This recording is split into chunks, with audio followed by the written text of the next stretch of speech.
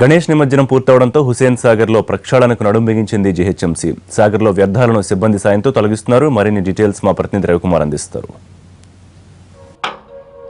లక్షకు పైగా విగ్రహాలు నగరంలో సుదూరమైన ప్రాంతాల నుంచి కూడా నిమజ్జనాల ఊరేగింపు అవన్నీ సాగర తీరానికి రావాల్సిందే.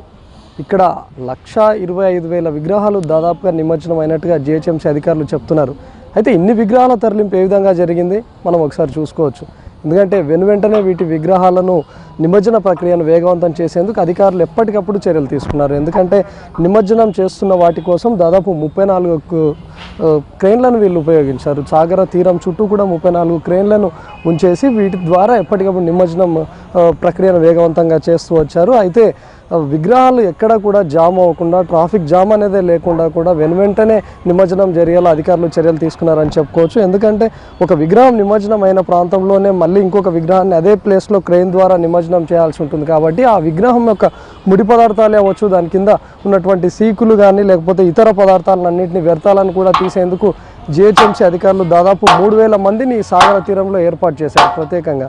అయితే వాళ్ళు ఎప్పటికప్పుడు వాటన్నిటిని క్లియర్ చేసేందుకు వ్యక్తులనే కాకుండా మరోవైపు ప్రత్యేకమైన క్రేన్లను, ప్రత్యేకమైన ప్రొక్లైన్లను కూడా వీళ్ళు ఉపయోగించారు. ప్రస్తుతం మనం చూసుకోవచ్చు నిమజ్జనం జరిగినటువంటి వినాయకుల విగ్రహాల కింద ఉన్నటువంటి సీకుల తొలగింపు లేదంటే ముడి పదార్థాల తొలగింపుకు ప్రత్యేకమైన సిబ్బంది కృషి చేస్తున్నారు. వీళ్ళు నిరంతరంగా వర్క్ చేస్తూనే ఉన్నారు. ఎక్కడ కూడా జాప్యం జరగకుండా వెనువెంటనే నిమజ్జనం జరిగేందుకు కూడా వీలుగా ఉండే దగ్గర ఒక్కొక్క క్రేన్ దగ్గర దాదాపు 15 మంది వరకు ప్రత్యేకంగా కార్మికులను ఉంచారు. వీళ్ళు నిమజ్జనం జరిగిన అంటే ఎప్పుడైతే క్రేన్ ఒక విగ్రహాన్ని అందులో నిమజ్జనం చేస్తున్నారో వెంటనే వాళ్ళంతా రంగంలోకి దిగిపోవడం, ఆ విగ్రహం యొక్క ముడి పదార్థాలన్నింటినీ ఒక్కొక్క భాగంగా తొలగించి ఆ సీకులను, గ్రాబ్ను మిగతా అంతా వేరు చేస్తున్నారు.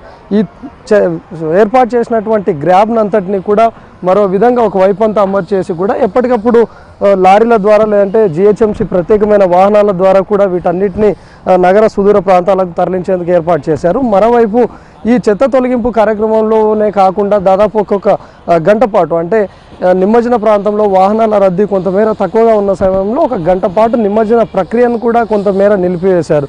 ఆ నిలిపివేసిన టైంలో ఎక్కడైతే ఈ ముడి పదార్థ తరలింపు లేదా ఇతర అంటే రోడ్లు క్లీనింగ్ కానీ వీటన్నిటి కోసం కూడా ఆ 1 గంట సమయం కేటాయించి మళ్ళీ పరిస్థితిని అంతా అదుపులోకి తీసుకొచ్చేందుకు కృషి చేశారు. అయితే ఈ ప్రక్రియలో జీహెచ్ఎంసీ పూర్తిగా సక్సెస్ అయిందని చెప్పుకోవచ్చు. ఎందుకంటే దాదాపు ఇతర ఏడాదిలతో అంటే చాలా సంవత్సరాలతో పోలిస్తే ఈ ఏడాది చాలా మటు విగ్రహాలు నగరం మొత్తంగా లక్షలాది విగ్రహాలు ఏర్పాటు చేస్తే కేవలం సాగర తీరానికి 2 లక్షల విగ్రహాల వరకు వచ్చాయని చెప్తున్నారు. అయితే ఈ 2 లక్షల విగ్రహాలు ఊరేగింపు 2 రోజుల పాటులో విజయవంతంగా పూర్తి చేయడంలో జీహెచ్ఎంసీ అధికారులు సక్సెస్ సాధించారని చెప్పుకోవచ్చు. ఎందుకంటే వీళ్ళు ఈసారి విగ్రహాల నిమజ్జనమే అవ్వచ్చు లేదంటే రోడ్ల క్లీనింగ్ అవ్వచ్చు, వీటన్నిటిపైన ప్రత్యేకంగా దృష్టి పెట్టి దాదాపు 1,000 మంది కార్మికులను ఇందులో ఉపయోగించి నిమజ్జన ప్రక్రియను వేగవంతం చేసేందుకు కృషి చేశారని చెప్పుకోవచ్చు.